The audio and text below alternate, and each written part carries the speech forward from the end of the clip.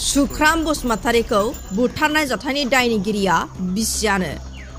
पुलिसा हमना खाबाय, जेलाव दैथायहरबाय अनिताखौ। बिसि अनिता बसुमतारीया सिमान लादों गावनो बुथारनायखौ। बुथारनो होनानै बुथाराखैमोन फिसाय सुख्राम बसुमतारीखौ। दिनै बुथारनायनि मक ट्रायल खालामदों टंला थाना पुलिस बिफाना। थांनाय 9 मेनि हराव जादों उदालगुरि जिल्लानि टंला पुलिस थानानि सिङाव थानाय बेरगाव बरिगाव गामियाव सुख्राम बसुमतारी मुंनि सासे सुबुंखौ हरनि समाव स्रोदै बुथारना न'नि लांगोनायाव गारना गालांनाय जाथाय।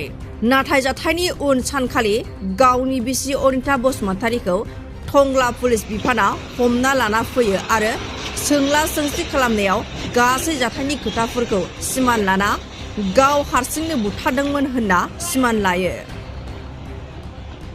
दिनै टंला थानाजों लोगोसे बेरगाव महकुमा पुलिस बिफाना सुख्राम बसुमतारीनि न'आव फैना जाथायनि सायाव मक ट्रायल खालामो।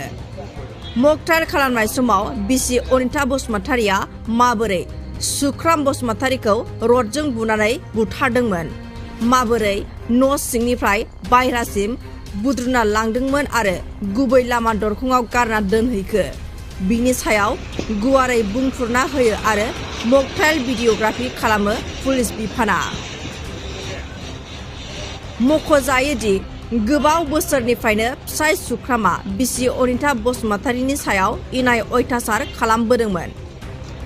जाथायनि सिगां सानावबो बिसि अनिताखौ बुनानै ओंखाम जानाय समावबो मोखाङाव गारना होनाय, सिखाजों दाननो होसोनाय बायदि खालामदोंमोन। सानफ्रामबो खालामबोनाय अयथासारखौ सहाय खालामनो हायै जाना आखाइ फारसे सिफायना दोननायनि खोथाखौ सानो आरो हर गेजेर समावबो सुख्रामा जौ फेना फैनानै बिसिखौ गोबां रायखावो। बेबायदि थासारियावनो रागा जोंना आखायाव गंसे रड लाना फिसाया उन्दुनाय समाव जायगायाव थांना बोलो होस्ताबना आखायाव बुनो हमो आरो बे बुनाय समावनो बोरैबा गोदोनायाव रडनि बुनाया गोग्लैयो। लोगो लोगोनो गोबारै बाब्राबना सिरियै थैलाङो। बिनि उनाव बिसिया खाथियाव जनानै गोबां गाबो। जाथायनि उनाव मा खालामगोन मा थागोन जानानै हरनि 12 बाजिसोआव आथिङाव जिजों खानानै बुद्रुना सुस्रायना बोना लांना लामायाव गारना दोनहैयो। उनाव फुंनि समाव लामाजों फुंनि थाबायनो फैनाय सुबुङा खुग्लुबना गोग्लैना थानायखौ नुनो मोन्दोंमोन। उनाव टंला थाना पुलिस बिफाना बेरगाव पुलिसनि हेफाजाबाव जाथायनि सायाव संदानो आरो सन्देहआव बिसि अनिता बसुमतारीखौ आवथायाव लायो आरो हमो। पुलिसनि सोंथियाव गासै खोथाफोरखौ सिमान लायो अनिताया।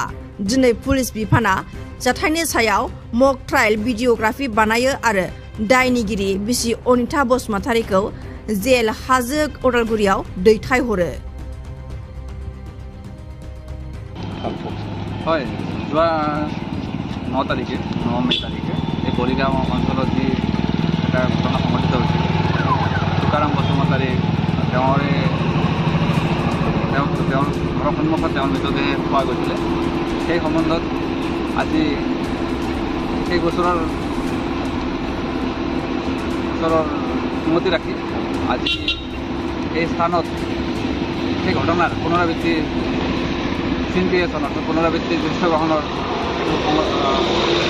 কৰা হয়, য'ত এই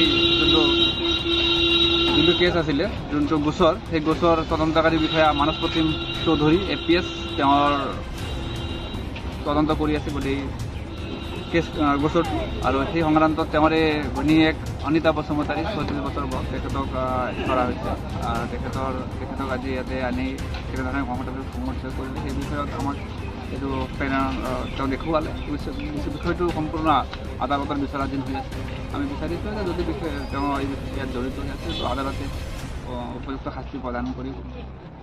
আৰু ঘটনা যোৱা 9 তাৰিখে সংঘটিত হৈছিল। 10 তাৰিখে কেইজন এৰেষ্ট কৰা হৈছে? 10 তাৰিখে এই ঘটনাৰ কৰা হৈছিলে আৰু আৰক্ষী ফালৰ পৰা। এৰেষ্ট কেইজন কৰা হৈছে?